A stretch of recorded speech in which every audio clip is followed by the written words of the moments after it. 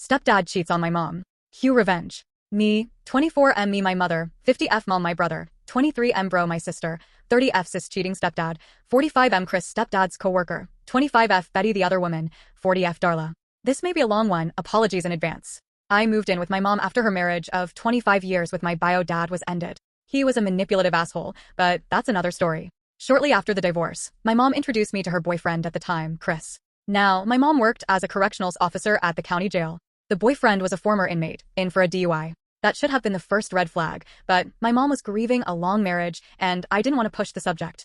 Chris seemed to make her happy, and that was enough for me. Me, bro, and sis all moved in with mom and Chris, and we seemed to get along okay. Chris and I bonded a bit over our love of video games, and all seemed well. That is, until 2017. Due to Chris's prior DUI, he had to go in regularly for probationary checkups at the courthouse. One day, he didn't return, and we got a little worried. We then received a phone call from him, from Texas. Turns out, when he arrived at the courthouse that day, he was jumped by the FBI. His family from Texas was implicated on a number of gang and drug-related crimes, and due to a situation where he was in a vehicle during a drug handoff, he was on the hook as well. He ended up agreeing to testify against his family members in exchange for a shorter sentence and allowed to be out of prison before the trial. My mom was distraught, and over the course of many phone calls over a year, they worked out their marriage plans when he returned. His store owner at the DQ he worked at allowed him to come back as well, back to his store manager position. Soon after, the drinking started. Now obviously, because of his DUI, Chris was clearly no stranger to drinking. He began to drink more and more, to the point where he was consuming half a 24-pack of beer a day. Chris was a mean drunk. He regularly started fights when wasted, and while they never got physical, he wasn't exactly kind with his words. My mom enabled his behavior for several years, saying the stress was getting to him from work and from the upcoming trial. Finally, after several years, my mom had enough. Chris came home extremely drunk one night, and my mom confronted him. She asked if he'd been drinking, and when he didn't deny it, she kicked him out. He went to live with a friend temporarily. The next morning, Mom asked us to help gather a few of his essentials so that he didn't have to re-enter the home until he was sober. While we were gathering his things, we heard a knock at the front door. We opened it to find Betty, one of Chris's coworkers, and someone I went to high school with. She told my mom she had something important to share. After sitting my mom down and telling her not to share where she got the info from, Betty told my mom about how Chris was cheating on my mom with Darla, how he regularly had Darla perform sexual acts in and around his workplace, how Betty had caught them, and how Chris told her that if she ever told my mom, he'd fire her. He was the store manager. And finally, how Darla was pregnant. My mom was angry. After the initial shock wore off, she told us to round up all of Chris's things and to dump it outside. We took everything of his out of the house and tossed it all in the alley behind our house. Chris had no reason or ability to return to the house. It was rented, with only my mom on the paperwork, so no issues there. In the meantime, she called and confronted him. He confessed to the entire affair and that he was happy Darla was pregnant because that meant he'd finally have a child of his own.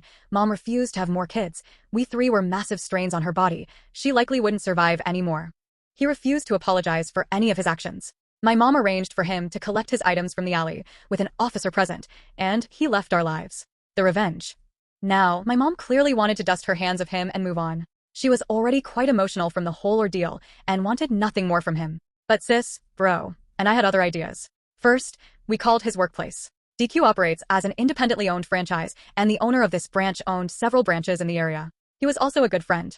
We informed him of the sexual acts being performed on the premises, and he went through the processes of getting Chris booted from his position and barred him from any of the branches in the area.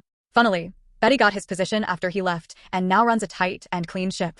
Chris no longer had a job or a place to live, and so went to live with Darla in a town about an hour away. We found out that he started working at another DQ in that town and informed the owner of that location of the situation. It took significantly longer, due to there being no current indecent actions occurring there, but eventually he lost that job too. Soon after, Chris began driving around our neighborhood, seemingly stalking my mom and our family, probably because of his job loss. Now, due to the whole situation in Texas, he never had his probation lifted for his DUI and thus still did not have a license. He never had to drive when he lived with us, since work was local and we could drive him as needed. What here was clearly driving around by himself when he shouldn't be. We contacted the police and informed them about Darla's vehicle in our neighborhood and that we believed Chris was driving it without a license. We told them to pull over the vehicle next time they see it, as it would likely be driving again. Sure enough, a few weeks later, we were told that Chris indeed was pulled over and sent back to the local jail for driving without a license and while intoxicated. The police also did a search of the home he was staying at and found several guns at the premises. Since he was a felon, he was not legally allowed to have weaponry on the premises, meaning there was more jail time tacked on. By the time his jail time had finished, it was just in time for him to be sent back to incarceration in Texas for the trial. Chris's son was born while Chris was in prison. Darla evidently realized what an absolute ass Chris was and cut ties with him while he was in prison.